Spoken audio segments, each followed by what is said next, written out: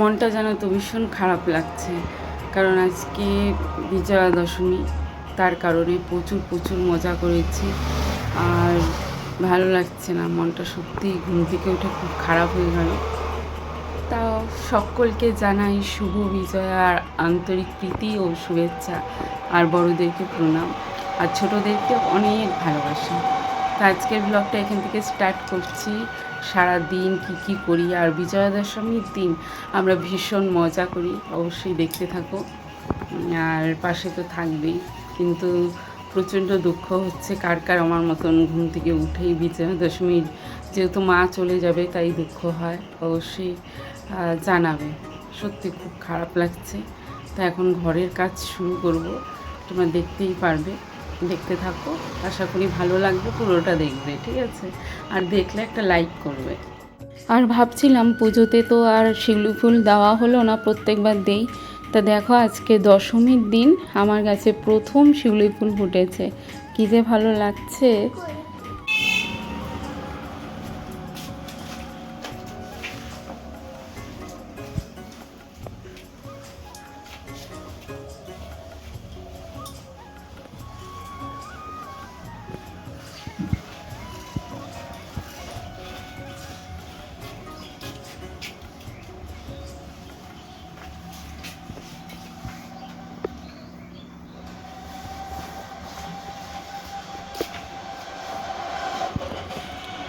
এটা পরে না তুমি বলে আজকে দশমীর সিঁদুর খেলতে যাবা, এটা পরে না বলে তুমি আজকে সিঁদুর খেলতে যাবা, ধুয়ে দিলাছে দিলাম তো শুকাবে। হ্যাঁ, এখনই শুকায় যাবে। আর ওদিকে বালতিটার ওদিকে দেখা।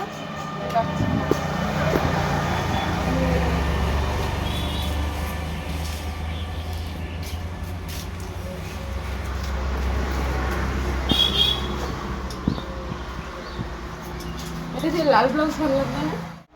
এই দেখো, এই শাড়িগুলো ধুয়ে দিলাম, এই ব্লাউজগুলো, ঠিক আছে? কেন বলো তো, জানি না কোনটা পরবো, এটা পরবো না এটা পরবো, ইচ্ছা আছে এটা পরার, আর সিঁদুর ছোঁয়াবো, তার কারণে ধুয়ে দিলাম, ঠিক আছে? আর ধোয়া না পড়ে গেলে তো ভালো লাগে না, আলমারিতে যতই থাকুক, তাই ধুয়ে তারপর হচ্ছে পরবো। আরও কাছাকাছি আছে প্রচুর, আর গুড়িয়া জামা কাপড় এত নোংরা করেছে কি বলবো, বলে বোঝাতে পারবো না। প্রচণ্ড নোংরা করেছে, ওটা কাচতে হবে। আর আজকে বৃহস্পতিবার, আমি পূজা দেব, ঠিক আছে? চলো। আমি ভেবেছিলাম দশমী পূজা করতে যাব, এখন পর্যন্ত উপাস আছি। তা আমার না কাজে অনেকটা লেট হয়ে যাচ্ছে, তার কারণে দীপঙ্করকে বললাম, ও বলছে যে ও যাবে, ও তো যেতই। তা আমি বললাম একজন গেলেই হলো, ও যাক আমি যাক। হ্যাঁ, তারপরে ও পুজো দিয়েছে দশমীর। আর এদিকে দেখো প্রসাদ নিয়ে এসেছে আমাদের জন্য, পান্তা ভাত কচুর শাক, ঠিক আছে? এটা দশমীর প্রসাদ। আজকের মতো শেষবারের মতো ঢাকের আওয়াজটা শোনা যাচ্ছে, আর এই আওয়াজটা খুবই কষ্টের, বুঝেছো? মা এখন হয়তো চলে যাবে, দশমীর পূজা হয়ে গেছে।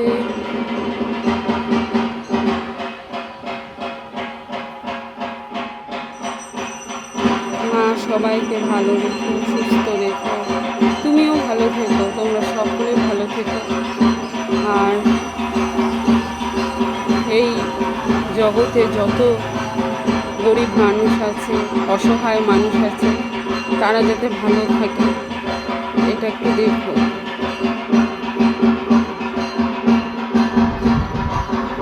দেখেছো আকাশ বাতাস, বোঝা যাচ্ছে যে মা বিদায় নিচ্ছে।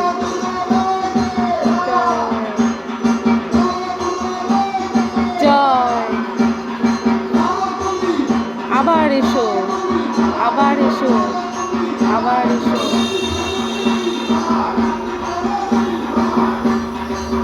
আমার গা কাটা দিয়ে দিচ্ছে, যেন তোমার ভালো লাগছে না।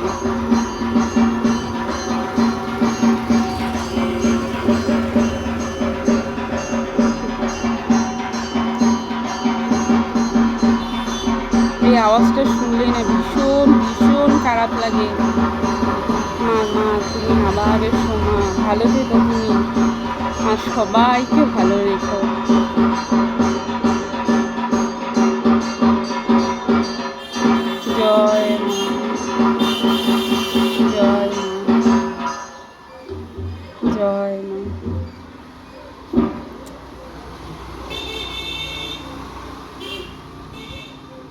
মার বাপের বাড়ির ঘোরা শেষ।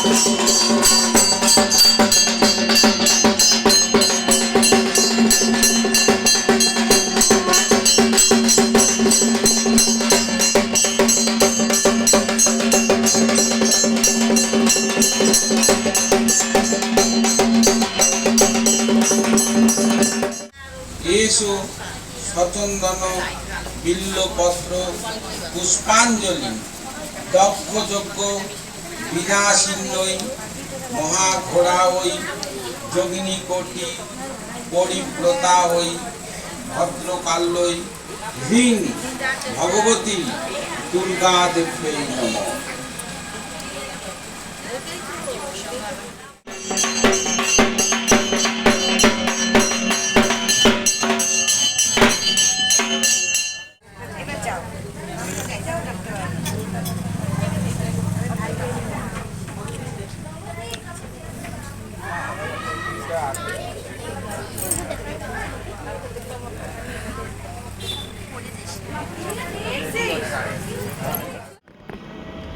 এই যে এখানে নিয়ে নিয়েছি মায়ের প্রসাদ, আর মা আমাদের বিদায় নিয়ে নিয়েছে পৃথিবী থেকে, ঠিক আছে।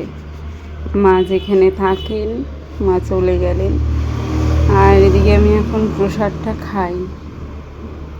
ভালো লাগছে না, একদম ভালো লাগছে না। মানে এই ঢাকের আওয়াজটা যে কি কষ্টের। প্রত্যেক দিন আনন্দ হয়, এই দশমীর দিনটা খুব কষ্ট হয়। আর আজকে দেখো দীপঙ্কর হচ্ছে রান্না করছে, আর আমি গেছি সিঁদুর ছোঁয়াতে। তা কেন সবটাই তোমাদের শেয়ার করব, তোমরা দেখতে থাকো অবশ্যই। আর ও রান্না করছে, আর রান্নাটা কিন্তু ভীষণ টেস্টি হয়েছিল। আর ভেবেছিলাম আমি রান্না করব, কি হয়েছে বলো তো, রান্না করার আগ মুহূর্তে আমি যেহেতু সব কাজ সেরে নিয়েছি, তারপরে দেখছি যে আমাদের জল শেষ হয়ে গেছে। আর যখন পুজো হচ্ছিল তখন হচ্ছে মন্ত্র উচ্চারণ হচ্ছিল, আমি বাড়ির থেকে শুনছিলাম, হঠাৎই দেখলাম আমাদের কারেন্ট চলে গেল। তারপরে আমি ভাবছি কি জানি, হয়তো আমার ক্লাবের কারেন্ট আছে আর আমাদের লাইনটা হয়তো আলাদা, এরকম ভেবেছি। ভেবে অনেকক্ষণ ছিলাম ওইভাবে, কারেন্ট এসে যাবে এসে যাবে। এদিকে দেখি ক্লাবে মন্ত্র শোনা যাচ্ছে, মাইকে সব আওয়াজ শোনা যাচ্ছে।